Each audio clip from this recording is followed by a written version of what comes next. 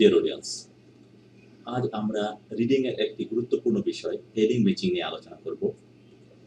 যারা reading practice করতেছেন বা আইএলটিএস করার চেষ্টা করতেছেন, অনেকেই বলেন হেডিং ম্যাচিংটা খুবই কষ্টকর, তারা ঠিকভাবে করতে পারছেন না।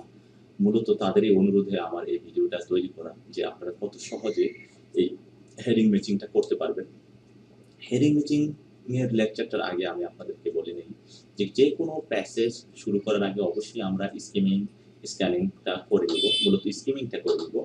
আমার আগের ভিডিওতে ইন্ট্রোডাকশন টু রিডিং যেটা, সেখানে আমি বলেছি যে স্কিমিংটা কি আসলে। স্কিমিং এর মানে হচ্ছে to get the gist what the passage is about. প্যাসেজটা কি সম্পর্কে এটাই জানাই হচ্ছে skimming.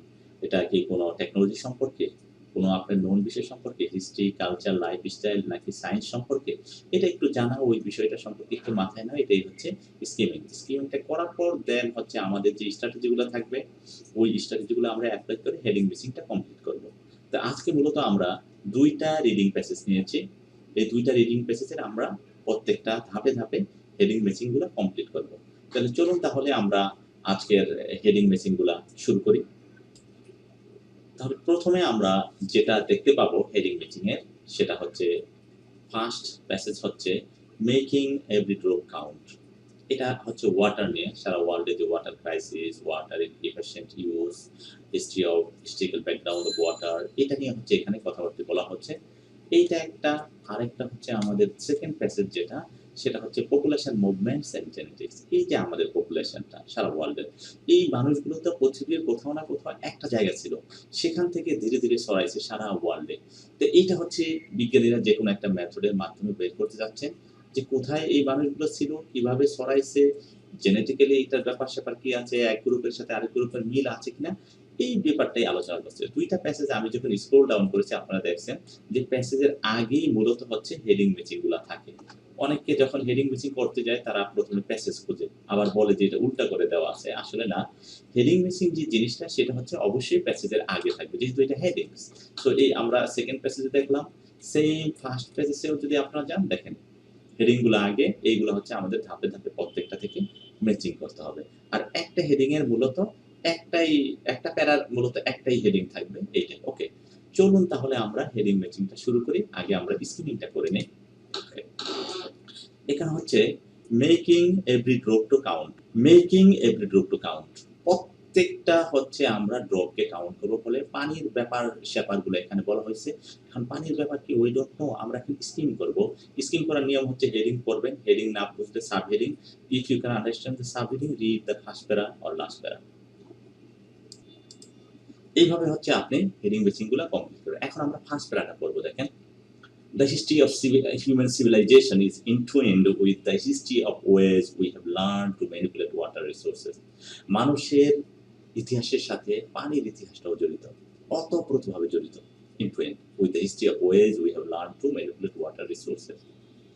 A town gradually expanded. একটা শহর ধীরে ধীরে বেড়েছে। আমরা জানি যে ইজিপশিয়ান সিভিলাইজেশন, সুমেরীয় সিভিলাইজেশন, তারপর হচ্ছে যত ওল্ড রোমান সিভিলাইজেশন, সবগুলাই হচ্ছে কি এই ওয়াটার, পানির পাশে। সিন্ধু সিভিলাইজেশন, সিন্ধু নদীর তীরে এটা উঠেছে। Water was brought from increasingly remote sources, leading to sophisticated engineering efforts such as dams and aqueducts. At the height of the Roman Empire, 9 major systems with an innovative layout of pipes and well-built sewers supplied the occupants of Rome with as much water per person as is provided in many parts of the industrial world today. আজকে আমরা যে পরিমাণ পানি provide করি, same পরিমাণ, একই পরিমাণ পানি হচ্ছে এনশিয়েন্ট রোমের তারাও ইউজ করত, বিভিন্ন পাইপলাইনের মাধ্যমে অথবা হচ্ছে ওয়েল বিল্ড সুয়ারেজের মাধ্যমে তারা এটা সাপ্লাই করতো। সো এখানে আমরা দেখতেছি যে এনশিয়েন্ট আমল থেকেই হচ্ছে, প্রাচীন আমল থেকেই পানির যে ব্যবহার, পানির পিছনে যে সভ্যতার পিছনে যে পানির অবদান, সবকিছু আমরা দেখতে পাই যে পানি কেন্দ্রিক, ওয়াটার কেন্দ্রিক। বড় বড় নগর, শহর, সবকিছু দেখবেন সমুদ্রের পাড়ে বা সাগরের তীরে ওঠে। সারা ওয়ার্ল্ডের হিস্ট্রিটা এরকমই। সে পানি নিয়ে হচ্ছে এখানে কথাবার্তা বলা হয়েছে। এখন আমরা চলে যাব হচ্ছে হেডিং। তো আমাদের ফার্স্টের কাজ হচ্ছে আমরা স্কিমিং করব। আমাদের স্কিমটা শেষ হলো, যেটা পানি, এটা হচ্ছে সৃষ্টির শুরু থেকে, তারপর সভ্যতার শুরু থেকে পানি কেন্দ্রিক মানুষের জীবন, এটা জানলাম। তার মানে টোটাল প্যাসেজটা হচ্ছে পানি নিয়ে, পানির ব্যবহার, পানি কিভাবে কি করবো, এই জিনিসগুলো নিয়েই তারা আলোচনা করবে। তারপরে এখন আমরা চলে যাই যে হেডিং এ। এখন আমাদের কাজ হবে যে হেডিং গুলো একবার পড়ে নেওয়া, তাহলে মোটামুটি একটা প্যাচের সম্পর্কে আপনার আইডিয়া হয়ে যাবে। Scientist call for revision of policy, সায়েন্টিস্টটা হচ্ছে যে পলিসি আছে বর্তমানে ওয়াটার পলিসি সেটা চেঞ্জ করার জন্য বলতেছে। And explanation of reduce water use, পানি যে কম ইউজ করা হয় সেটার একটা এক্সপ্লানেশন দেওয়া আছে। How global challenges was meet, কিভাবে গ্লোবাল চ্যালেঞ্জটা মিট করা হয়েছিল। Irrigation system fall into disuse, irrigation সিস্টেমটা কিভাবে ফল করছে। এনভায়রনমেন্টাল ইফেক্ট, এই যে এনভায়রনমেন্টের একটা ইফেক্ট আছে পানির কারণে সেটাও বলছে এখানে। The financial cost of recent technological improvement, technological ইমপ্রুভমেন্টের ক্ষেত্রে যে ফিনান্সিয়াল কস্টটা আছে। দ্য রিলেভেন্স টু হেলথ, স্বাস্থ্যের সাথে যে সঙ্গতিপূর্ণ বা এই জিনিসটাও থাকতে পারে আমাদের। Addressing the concern over increasing population, এই যে পপুলেশন বাড়ছে এই ব্যাপারে একটা কনসার্ন আছে। A surprising downward trend in demand for water, এই যে আশ্চর্যজনকভাবে মানুষের চাহিদা, পানির চাহিদা না বেড়ে কমে গেছে, এটা এই কথাটা বলা হচ্ছে। The need to raise standard, এই যে পানির যে সাপ্লাই এর একটা স্ট্যান্ডার্ডকে বাড়াইতে হবে। এ description of ancient water supply, অতীত আমলের সেই এনশিয়েন্ট প্রাচীন আমলের যে ওয়াটার সাপ্লাই সেটার একটা বর্ণনা দেওয়া আছে। এখন এখানে অনেকগুলাই হেডিং দেওয়া আছে, এটার ভিতরে সবগুলো পাবেন না, আর আমাদের সবগুলো কাজেও লাগবে না। আমাদের শুধু কাজে লাগবে হচ্ছে এই কয়টা 14 থেকে 20 পর্যন্ত 7টা আমাদের কাজে লাগবে। সো আর বাকিগুলো আমাদের কাজে লাগবে না। এখন এটা পরে আমরা একটা আইডিয়া নিলাম, সবগুলোর বর্ণনার ভিতরে নাও থাকতে পারে। জাস্ট একটা আইডিয়া হইলো যে এই কেন্দ্রিক জিনিসগুলো আমাকে এখান থেকে সার্চ করতে হবে। হ্যাঁ? একটা ওভারঅল আইডিয়া, সবগুলো আপনার মনে নাও থাকতে পারে।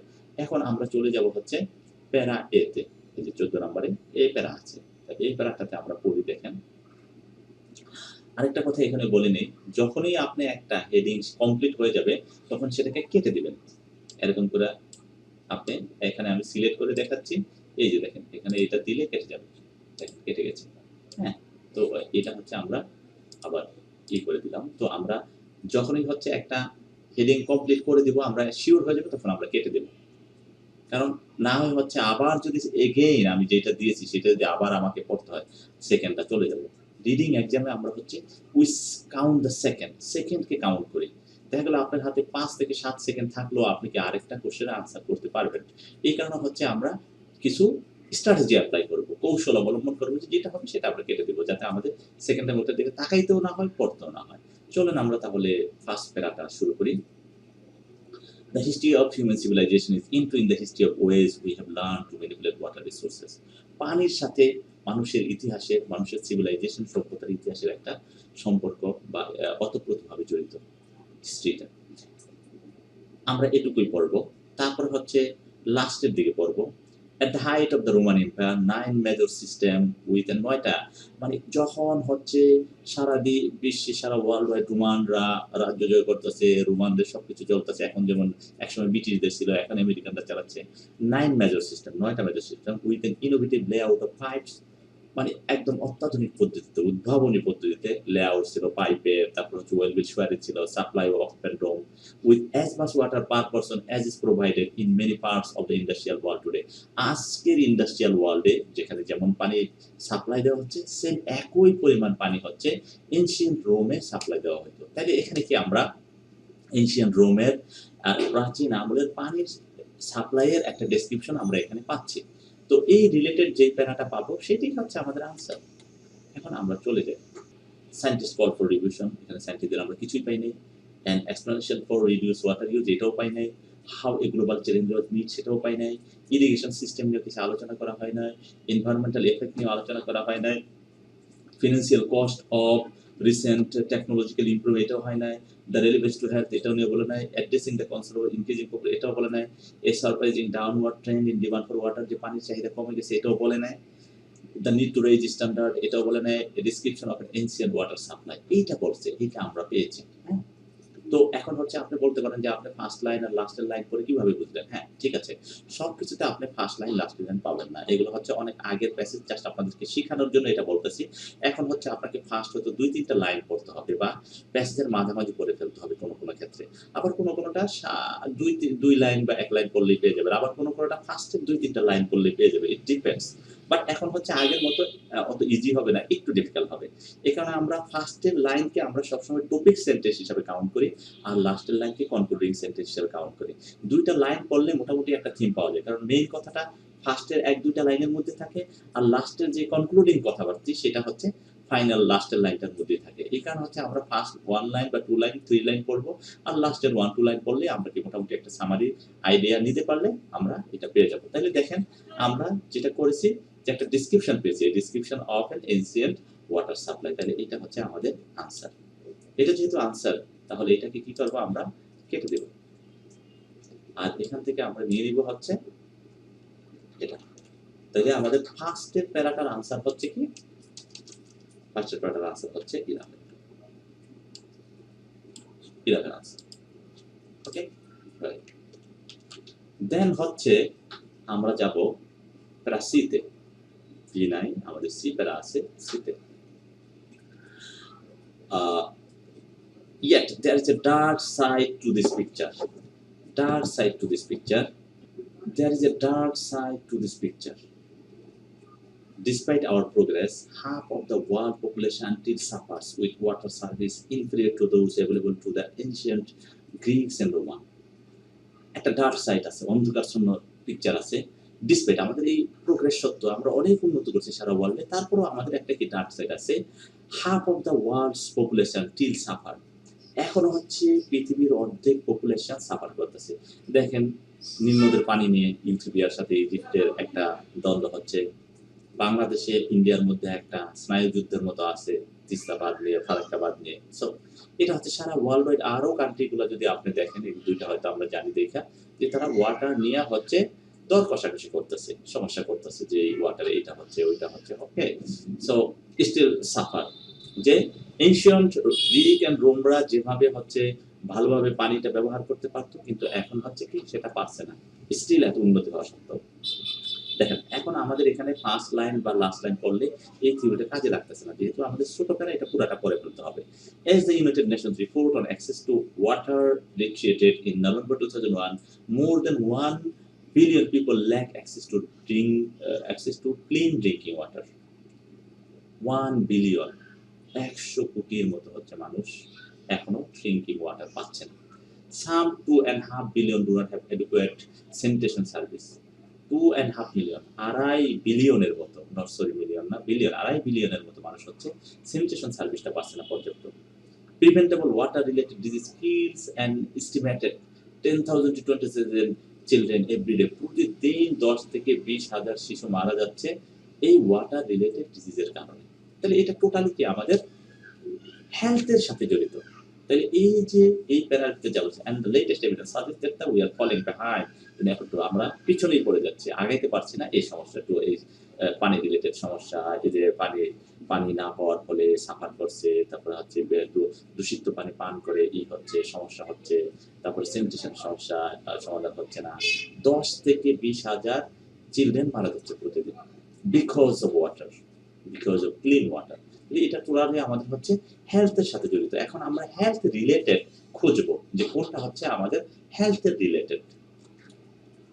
দেখেন আমরা তো এখানে একটা কেটে দিয়েছি, এখন আমরা উপর থেকে দেখবো সায়েন্টিস্ট কল করি, সেখানে হেলথ নাই, এনএসএস ভিডিওস এটাও নাই, how a global challenge was meet এটাও নাই, irrigation system fall into this irrigation system নিয়ে বলে নাই, এনভায়রনমেন্টাল ইফেক্ট নিয়ে বলে নাই, the financial cost of recent technology improvement কিছু পাই নাই। দ্য রিলেভেন্স টু হেলথ, এখানে হেলথ নিয়ে কথা বলছে আমাদের, যে রিলেভেন্স টু হেলথ, যে এইটা হচ্ছে রিলেভেন্স এটার সাথে, যে এখানে হেলথ নিয়ে কথা বলছে, হেলথের সাথে সম্পর্কিত এই জিনিসটা। সুতরাং আমাদের এটার আনসার হচ্ছে 7। সো আমরা কি দেখলাম যে যেটার সাথে রিলেটেড হবে এটা অনেক সময় first two line last two line যে আমাদের থিওরি আছে সেটা আমাদের অনেক সময় কাজে লাগে না।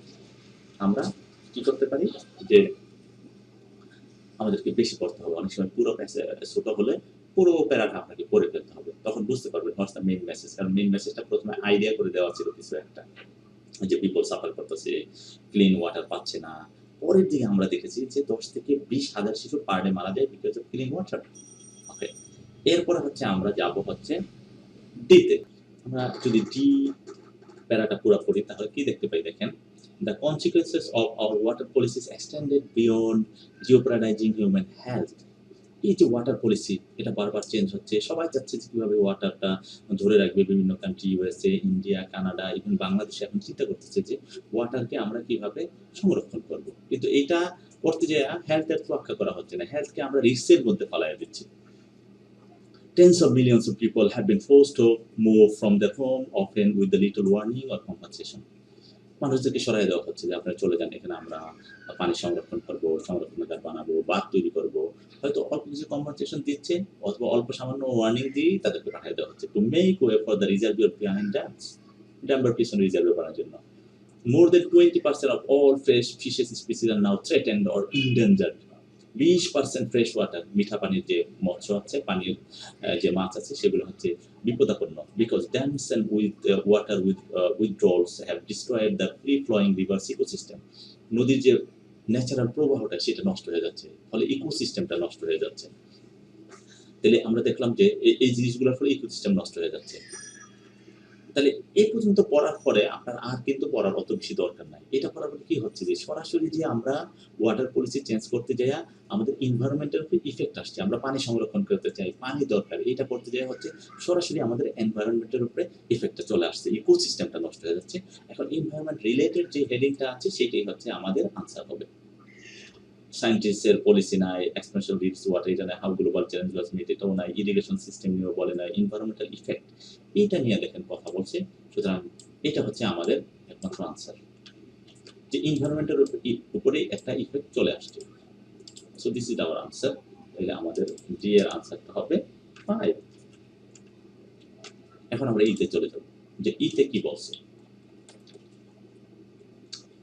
At the outset of the new millennium, এই মিলেনিয়ামের শুরুতে, however, the way resource planner think about water is beginning to change. The focus is slowly shifting back to the provision of basic human and environment needs as a top priority, ensuring some for all instead of more for some. যে কিছু কিছু করে water হয়তো সবাই পাক, যে অথবা বেশি ওয়াটার কমের পরিবর্তে যদি কিছু করে সবাই পেয়ে এটা ভালো হবে। তার মানে কি একটা পরিবর্তনের দিকে যাচ্ছে, রিভিশন অফ চেঞ্জের দিকে যাচ্ছে, এই জিনিসটা আমরা পাচ্ছি। তাহলে at the outset of the new millennium, however, the way resource planner think about water is beginning to change. এটা চেঞ্জ হয়ে যাচ্ছে ধীরে ধীরে। চেঞ্জ মানে হচ্ছে revision of policy. The focus is slowly shifting back to the provision of basic human and environment needs. Basic human আর এনভায়রনমেন্টের জন্য হচ্ছে টপ প্রায়োরিটি পাচ্ছে। এখন চিন্তা করতে পারছে যে না, এখন যদি আমরা এনভায়রনমেন্টকে গুরুত্ব না দিই, হিউম্যান নিডসকে গুরুত্ব না দিই, তাহলে আমাদের সমস্যা হবে। এটার জন্য বলছে সাম ফর অল, যে অল্প কিছু ওয়াটার গুলা পাইলেও যাতে সবাই পায়, instead of more for some, যাতে অনেক বেশি ওয়াটার অল্প কিছু লোকের জন্য যাতে না হয়। হ্যাঁ, এই জিনিসটা চিন্তা করতে। তার মানে কি আমরা রিভিশন অফ পলিসির দিকে আগাচ্ছি, কোনো একটা চেঞ্জের দিকে আগাচ্ছি। চেঞ্জ বা রিভিশন এই সংক্রান্ত যেই হেডিংটা আমরা পাবো সেটাই হচ্ছে আমাদের হেডিং। এখন আমরা দেখি কোনটা। সায়েন্টিস্ট কলস ফর রিভিশন অফ পলিসি, দেখেন এইটা হচ্ছে আমাদের আনসার। কারণ এখন দেখা যাচ্ছে যে আমাদের এনভায়রনমেন্টের নষ্ট হয়ে যাচ্ছে, মানুষ ঠিক মতো পানি পাচ্ছে না, মানুষের আমরা যেটা আগে পড়লাম হেলথের সমস্যা হচ্ছে, এইটা সমস্যা হচ্ছে, এনভায়রনমেন্ট সমস্যা হচ্ছে। So scientist call for revision of policy, তো আমাদের এর আনসার হবে আই। প্যারাগ্রাফ এফটা আমরা পড়ি একটু। এফে কি বলছে দেখেন। ফরচুনেটলি, সৌভাগ্যক্রমে, আনএক্সপেক্টেডলি, অপ্রত্যাশিতভাবে, the demand for water is not rising, পানির চাহিদা কিন্তু বাড়ে না। ফরচুনেটলি, সৌভাগ্য রাইজ অ্যাজ রেপিডলি অ্যাজ সাম প্রেডিক্টেড। অনেকে বলছে যে পানি নিয়ে যুদ্ধ হবে, এটা হবে, ওইটা হবে, পানির জন্য হাহাকার হবে, কিন্তু আসলে কিন্তু তা না, ওইটা কিছুই হয় না। Built now. As a result, the pressure to build now water infrastructure has diminished over the past 2 decades. গত 20 বছর যাবত অত আমরা চিন্তা করতেছি না যে বাঁধ তৈরি করতে হবে, পানি সংরক্ষণ করতে হবে। তার মানে কি পানির চাহিদাটা আমাদেরকে ফরচুনেটলি আর আনএক্সপেক্টেডলি বাড়ে নাই। এখন দেখবো যে এই সংক্রান্ত হেডিংটা কোথায় আছে, যে পানি আমাদের ডিমান্ডটা বাড়ে নাই ফরচুনেটলি, বা এই সংক্রান্ত যেগুলো কাটা আছে ওগুলোর দিকে তো আমরা তাকাবো না, যেগুলো বাকি আছে ওগুলো তাকাবো। And explanation for reduce water use, এইটা হচ্ছে এখন আমাদের আনসার, যে একটা না এটাও না। অ্যান্ড এক্সপ্যানশন দ্য এনার্জি কেন রিডিউস হয়ে গেছে এটা আমরা পাইছি। How a global challenge was meet এটাও বলে নাই। ইরিগেশন সিস্টেম এটাও বলে নাই। The financial cost of recent technology improve এটাও বলে নাই। Addressing the control increasing population এটাও বলে নাই। A surprising downward trend in demand for water, যে হঠাৎ করে আশ্চর্যজনকভাবে হচ্ছে পানির চাহিদাটা কমে গেছে। এটা হচ্ছে মেন। কেন কমে গেছে এটা আবার আমরা অন্যটাতে এক্সপ্লেনেশনে পাবো, বাট পানির চাহিদা হচ্ছে কমে গেছে, এটা হচ্ছে আমরা দেখতে পেলাম। দেন হচ্ছে আমরা যাব এখন জিতে। What explains this remarkable turn off event? কি এক্সপ্লেন করে, ব্যাখ্যাটা কি যে পানির অভাবটা, পানির ডিমান্ডটা কেন কমে গেল? Two factors. People have figured out how to use water more efficient. মানুষ ফিগার আউট করতে পারছে কত দক্ষভাবে হচ্ছে পানির ব্যবহারটা করা যায়। And communities are rethinking their priorities for water use. এখন কমিউনিটি চিন্তা করতেছে, প্রায়োরিটি বেশি চিন্তা করতেছে কাদের কাদের পানি বেশি লাগবে, কাদের কম লাগবে। ওকে, সো এখানে একটা ব্যাখ্যা দেওয়া হয়েছে। টু ফ্যাক্টর, এটা একটা ফ্যাক্টর। আরেকটা ফ্যাক্টর হচ্ছে আমরা সামনে যদি করি তাহলে পাবো throughout the first 3 quarters of the 20th century the quantity of fresh water consumed per person double on average. In the USA water withdrawal increased tenfold while the population quadrupled.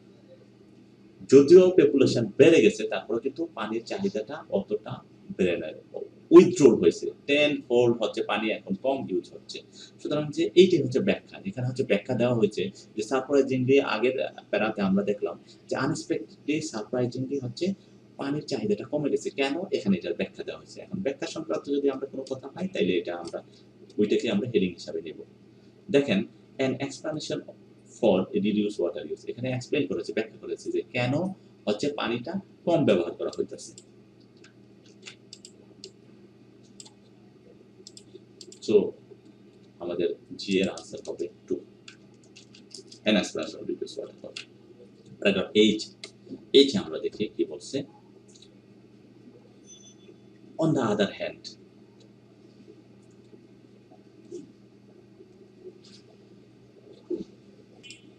এইচে কি বলছে দেখেন, on the other hand dams, aqueducts and other kinds of infrastructure will still have to be built।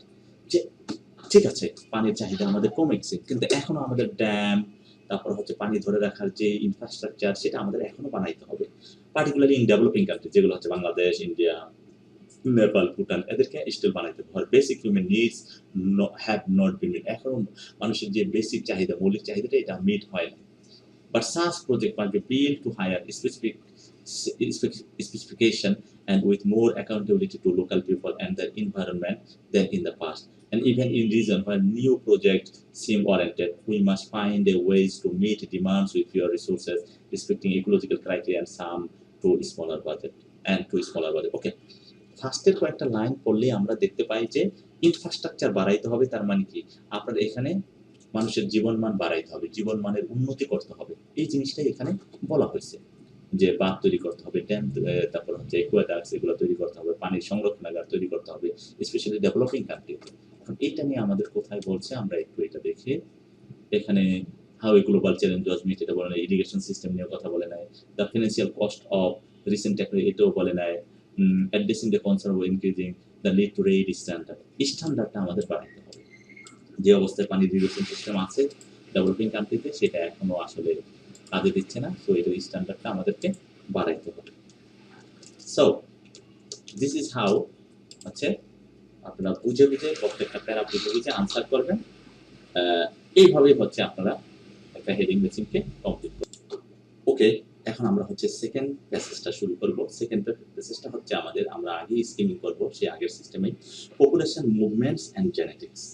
পপুলেশনটা কিভাবে এক এলাকা থেকে অন্য এলাকাতে গেছে এটা আমরা জানবো, আর এটা কোনো জেনেটিক্যালি কোনো মিল আছে কিনা, যে এই জাতির সাথে ওই জাতির মিল, বা এদিক থেকে এক গ্রুপে তাদের একটা জেনেটিক্স আছে তাদের সাথে তাদের মিল আছে, হ্যাঁ একটা জেনেটিক্যাল এভিডেন্স থাকতেই পারে। হ্যাঁ, এই জিনিসটা এখন আমরা দেখবো পপুলেশন মুভমেন্ট নিয়ে। আমরা এই পর্যন্ত ভিতরে আর আমাদের স্কিমিং এর কোনো দরকার নাই, পপুলেশন মুভমেন্ট নিয়ে আলোচনা করছে, পপুলেশন কোথা থেকে গেছে না গেছে। যদি আপনি না বুঝেন আপনি দুই একটা লাইন পড়তে পারেন, যেমন study of the origins and distribution of human, এখানে হাম লেখা হচ্ছে human on populations used to be based on archaeological and fossil evidence। প্রত্নতাত্ত্বিক দিক দিয়ে আর ফসিল মানুষের জীবাশ্ম যেটা রিমেইন পাওয়া যায় ওইটার উপর ভিত্তি করে হচ্ছে আমরা অরিজিন আর ডিস্ট্রিবিউশন সংক্রান্ত কথা বলতে পারি। A number of techniques developed since the 1950s, however, have placed the study of the subject on a sounder and more objective footing। 1950 এর পর থেকে অনেকগুলো টেকনিক অবলম্বন করছে যাতে হচ্ছে ভালোভাবে জানতে পারে আসলে মানুষের অরিজিন কোথা থেকে ছিল, কোথা থেকে আসছে, কোথা থেকে গেছে। ওকে, সো এটা আমরা জানলাম যে মানুষের মুভমেন্টটা নিয়ে, যেটা হচ্ছে আমাদের টোটাল হেডিং এর সাথে জড়িত। এখন আমরা আগের নিয়মে যেটা করব, যে আমরা হেডিং গুলো আগে পড়বো, তারপরে হচ্ছে ওয়ান বাই ওয়ান গুলো হেডিং গুলো ম্যাচ করবো প্যারার সাথে। The result of the research into blood variant. Blood variant নিয়ে রিসার্চ হচ্ছে, সেটা একটা রেজাল্ট। এটা কোন ব্রাঞ্চ আছে? ডেন্টাল এভিডেন্স, দাঁত সংক্রান্ত যে এভিডেন্স গুলা। Greenberg's analysis of the dental and linguistic evidence. Greenberg analysis আর লিঙ্গুইস্টিক এভিডেন্সটা কোনটার সাথে related? Development in the method use to study early population. Development of the মেথডের কথা কোথায় বলা হয়েছে? আর্লি পপুলেশন মুভমেন্টের যে কোথা থেকে গেছে এটা বলছে। Indian migration from Canada to the USA. Indian যে একটা গ্রুপ ছিল, তারা মাইগ্রেট করে কানাডা থেকে ইউএসএ তে গেছে। Further genetic evidence relating to the three wave থিওরির সাথে ফার্দার জেনেটিক এভিডেন্সটা জড়িত। Long standing question about prehistoric migration to America. অনেক আগে থেকে যে প্রিহিস্টরিকটা কখন আমেরিকাতে মাইগ্রেট করে গেছে, সেটার একটা answer. Conflicting view of the three wave theory based on non genetic evidence. Conflicting, অনেক বলতেছে এটা হবে না, এই থিওরি ঠিক আছে কিনা, ওইটা নিয়ে কথা বলতে বলছে। কনফ্লিক্টিং ভিউ আছে। Questions about the cause of prehistoric migration to America. Question যে কেন প্রিহিস্টরিকলি মাইগ্রেশন হয়েছিল আমেরিকাতে। How analysis of blood variants, blood ভেরিয়েন্টটা কিভাবে measures the closeness of relationship between different population. এই যে মানুষের সাথে একটা রিলেশনশিপ আছে, ব্লাড ভেরিয়েন্টটা করার ফলে কিভাবে এটা আমরা জানতে পারি, সেই সংক্রান্ত কথাটা এখানে বলছে। তো এগুলো জেনে আমরা মোটামুটি একটা আইডিয়া পেলাম মানুষের ডেন্টাল, মানুষের ব্লাড, মানুষের জেনেটিক, তারপর হচ্ছে ভৌগোলিক নাম ইউএসএ, অন্যান্য কান্ট্রি কিভাবে প্রিহিস্টরিক হয়েছে সব কিছু। তারপরে মানুষকে কখন থেকে যাত্রা শুরু করছে, সেই মেথডটা, কোন গ্রুপ কোন দিকে গেছে, এই সংক্রান্ত আলোচনায় মূলত আমরা এই প্যাসেজে পাবো। এখন আমরা সেকশন 1 নিয়ে, মানে সেকশন এ যেটা হচ্ছে প্যারা এ, এটা নিয়ে আমরা আলোচনা করব। আমরা প্যারা এ তে চলে যাই। এই যে প্যারা এটা এখানে হচ্ছে ই করে দেওয়া হয় না, আমরা দিয়ে নিচ্ছি যে প্যারা এ দ্বারা এটা বোঝায়। এখন আমরা পড়ব।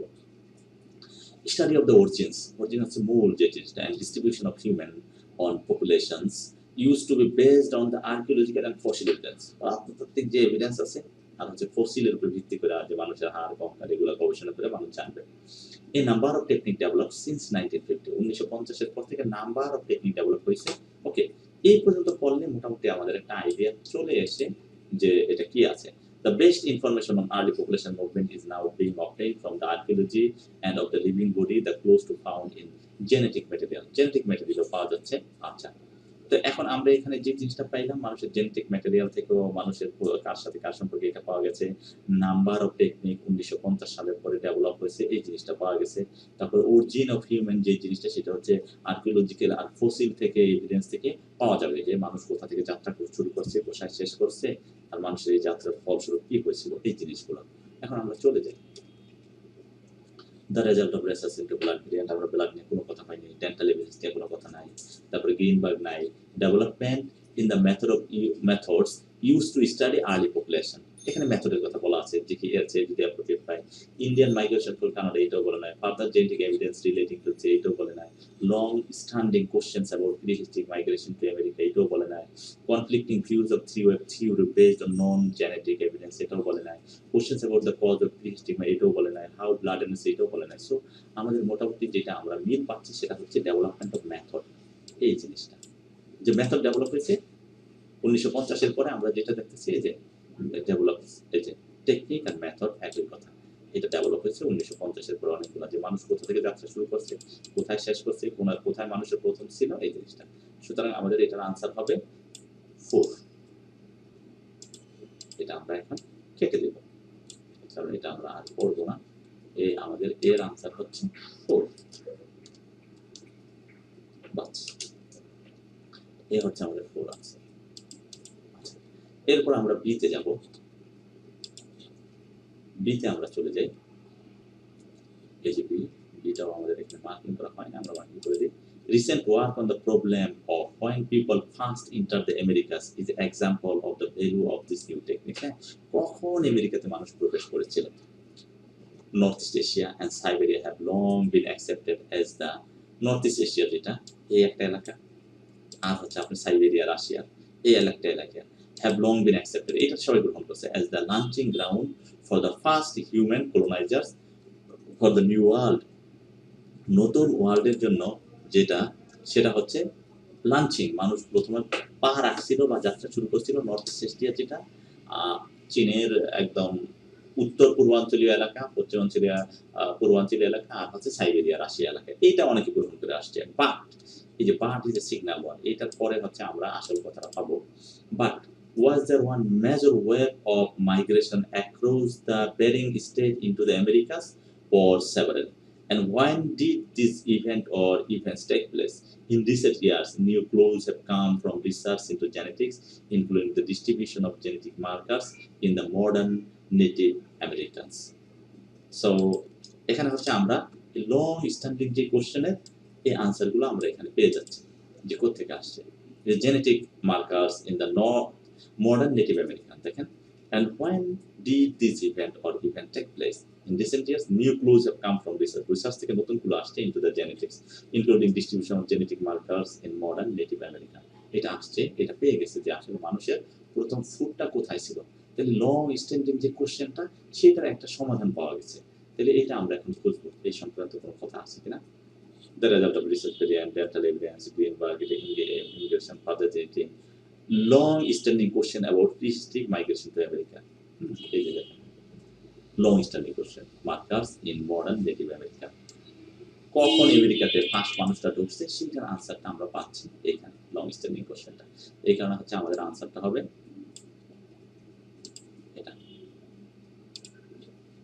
সো আমরা হচ্ছে এটাকে কেটে দেব যাতে আমাদের পরবর্তীতে আর কোনো সমস্যা না হয়। তাহলে বি এর আনসারটা হচ্ছে আমাদের 7 নম্বরের আমাদের এটা আনসার। এরপর আমরা চলে যাচ্ছি হচ্ছে সিতে।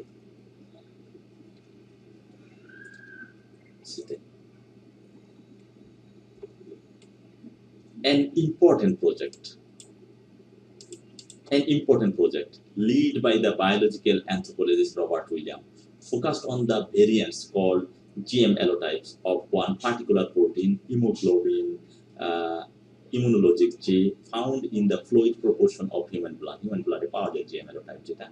All protein drift or produce variants over the generation, and members of an interbreeding human population will share a set of such variant. যে এদের মধ্যে একটা মিল থাকবে, হ্যাঁ। Thus, by comparing the GM allotypes of two different populations, দুইটা গ্রুপের যখন GM allotype কে compare করবে two Indian tribe, one can establish their genetic distance, তাহলে genetic distance establish করা যাবে, which itself can be calibrated to give an indication of the length of time since this population last interbred. তাহলে এটা length of population কখন আসছে, কি আসছে, এটা অটোমেটিকলি যাওয়া যাবে। মানে কি, আপনি রিসার্চ করে ব্লাড ভেরিয়েন্টটা রিসার্চ করে দুইটা গ্রুপের ব্লাড গ্রুপ নিয়ে ওইটা যদি রিসার্চ করেন, রিসার্চের ভেরিয়েন্টটা বের করেন, তাহলে অটোমেটিকলি জানতে পারবেন যে এই গ্রুপের সাথে ওই গ্রুপের রিলেশন আছে কিনা, অথবা কত আগে থেকে এরা আসছে, লেন্থ অফ টাইম এটা জানা যাবে। তারপর হচ্ছে তাদের সাথে তাদের মিল আছে কিনা এটা জানা যাবে। সো এটা হচ্ছে কি আমরা ব্লাড অ্যানালাইসিস করে মূলত জানতে পারি। তাহলে ব্লাড অ্যানালাইসিস করে যদি আমরা মানুষের রিলেশনটা জানতে পারি, গ্রুপে গ্রুপে জাতি জাতির রিলেশন, সেই সংক্রান্ত কথা আমরা যেখানে পাবো সেটাই হচ্ছে আমাদের আনসার। এখন আমরা চলে যাই, দেখেন the result of the research into blood variant নিয়ে কথা বলছে, বাট এখানে গ্রুপিং এর কথাটা বলেনি। এই কারণে আমরা এটা নিতে পারছি। Dental evidence, Greenberg, Indian migration, ইটোনা, further genetic evidence, conflicting view of theory, questions about how the characteristic, আচ্ছা how analysis of blood variant measures the closenesses. আমরা হচ্ছে ক্লোজনেস রিলেশনশিপ বিটুইন ডিফারেন্ট পপুলেশনের মধ্যে ক্লোজনেসের ব্যাপারটাই কিন্তু আমরা এখানে পেয়েছিলাম, যে আসলে একজনের সাথে আরেকজনের মিল আছে কিনা, এই জিনিসগুলোই কিন্তু আমরা পেয়েছি। দেখেন population, one is genetics which system can be given indication of the length of time population lasts, okay, which share the set of such variant. Thus, by comparing the genetic of different population, one can establish the genetic distance. Compare করে আপনি genetic distance, তারপরে হচ্ছে মিল পাবেন যে এই গ্রুপের সাথে অন্য গ্রুপের মিল আছে কিনা। সুতরাং এটা আমাদের আনসার হচ্ছে এটা 10। সো এটা আমরা এখন আনসার হিসাবে নিয়ে নিব সি এর। সো সি এর আনসারটা হচ্ছে আমাদের 10। তারপরে হচ্ছে আমাদের ডি। ডিটা এখন আমরা দেখি ডি কি বলে। Doctor William and his colleagues sampled the blood over 5,000 American Indians. American Indians sample নিয়েছে blood sample in Western North America during a 20 years period. একটা গবেষণা। they found that their GM allotypes could be divided into two groups. এই ইন্ডিয়ানদের ব্যাপারটাকে আবার two গ্রুপে ভাগ করা যাইতেছে, one of which also correspond to the genetic typing of Central and South American India. এক গ্রুপটা হচ্ছে সেন্ট্রাল সাউথ আমেরিকা ইন্ডিয়ার সাথে, other test shows the Inuit or Eskimo. Inuit Eskimo যেগুলো হচ্ছে রাশিয়ান, এগুলো হচ্ছে ইস্কিমো টাইপ থার্ড গ্রুপ। হ্যাঁ, এরকম দুইটা হচ্ছে তারা পেয়ে যাচ্ছে যখন আমেরিকান ইন্ডিয়ানদেরকে তারা হচ্ছে ব্লাড গ্রুপ নিয়ে অ্যানালিসিস করে। এখানেও একটা ব্লাড গ্রুপ যেটাতে তারা কয়েকটা গ্রুপ পেয়ে গেল। এখন আমরা দেখব যে অন্য ব্লাড গ্রুপের কোনো the result of the research into blood variant. এই ব্লাড ভেরিয়েন্ট নিয়ে রিসার্চ করার ফলে দেখলো যে দুইটা গ্রুপের সাথে দুইটা গ্রুপের মিল আছে। একটা হচ্ছে হলো central south Indian, central south American Indian, আরেকটা হচ্ছে Eskimo elite third group, elite ফর্মের থার্ড গ্রুপ। হ্যাঁ, তাহলে দুইটা ভেরিয়েন্ট তারা হয়ে গেল এই ইন্ডিয়ানদের ভিতরে। এখানে হচ্ছে result of the research into blood variant, blood ভেরিয়েন্টের রিসার্চটা এখানে পেলো। আর আগের ব্লাডটা যেটা পাইছে ক্লোজনেস টেস্ট, আর এটা হচ্ছে রিসার্চ ভেরিয়েন্টটা পাইছে ব্লাডের, ব্লাড ভেরিয়েন্টের কইরা ডিফারেন্ট রেজাল্ট পাইছে। এখানে আমাদের এইটার আনসার হবে এক।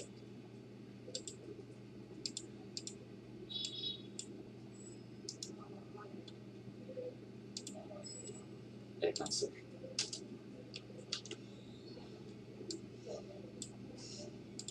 রাইট। সেকশন ই, সেকশন ই তে আমরা এখন চলে যাব।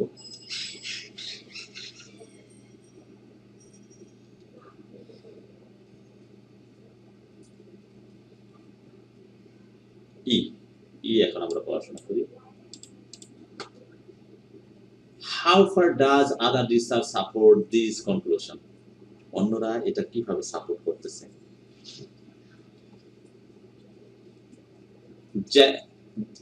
Genetist Douglas Wallace has studied mitochondrial DNA in blood sample from 3 widely separated Native American group: Pima Papago Indian in Arizona, Maya Indians on the Yucatan Peninsula, Mexico, and Ticuna Indians in the upper Amazon region of Brazil, as would have been projected by Robert Williams' work. Okay? এটা আছে।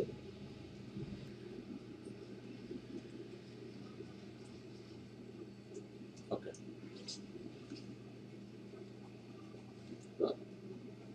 এটা দেখি।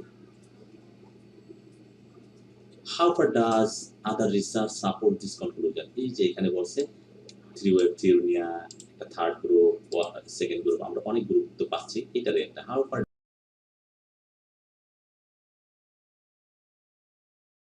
does this other research support this conclusion? Genetic Douglas Wallace has studied mitochondria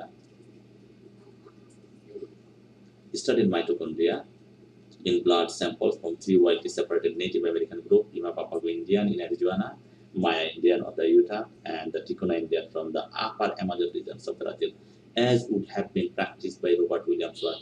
All three groups appear to be descended from the same ancestral Palo-Indian population. এই যে তিনটা group সবাই Palo-Indian থেকে আসছে।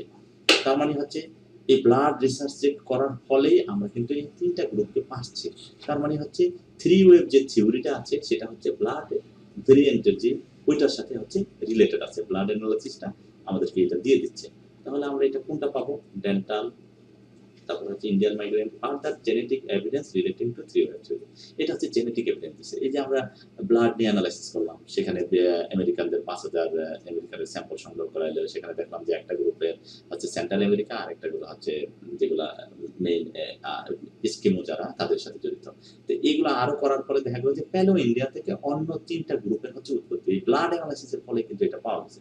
তার মানে কি? Further genetic evidence relating two three wave theory, যে থ্রি ওয়েভ যে থিওরি আছে এটার সাথে জড়িত।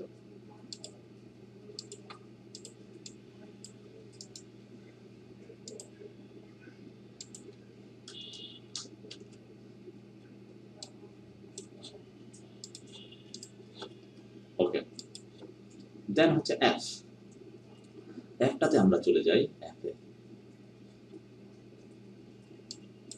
কি বলছে? There are two other kinds of research that have been thrown some light on the origins of the Native American population. They involve the study of teeth and language. Teeth নিয়ে গবেষণা করছে and language নিয়ে গবেষণা করছে। The biological anthropologist Kirsty Turner is one expert in the analysis of changing physical characteristics of human teeth. মূলত main ফোকাসটা হচ্ছে human teeth নিয়ে, সে কিন্তু ল্যাঙ্গুয়েজ নিয়ে এখানে অনেকে বলবে যে ল্যাঙ্গুইস্টিক ডাইভার্সিটি, যে টিথ আর ল্যাঙ্গুয়েজের কথা বলা আছে। আসলে ক্রিস্টা টানার হচ্ছে ফোকাস দিচ্ছে কিসের উপরে? টিথের উপরে, টিথ। এখন আমরা দেখি যে টিথের ব্যাপারটা কোথায় বলছে, ডেন্টাল এভিডেন্স। তাহলে আমাদের আনসারটা হবে হচ্ছে কি ডেন্টাল এভিডেন্স। এখন এখানে বলতে পারে, আপনারা আরেকজনে বলতে পারেন যে যে জিনিসটা এখানে কনফিউজন হইতে পারে সেটা হচ্ছে এইটা,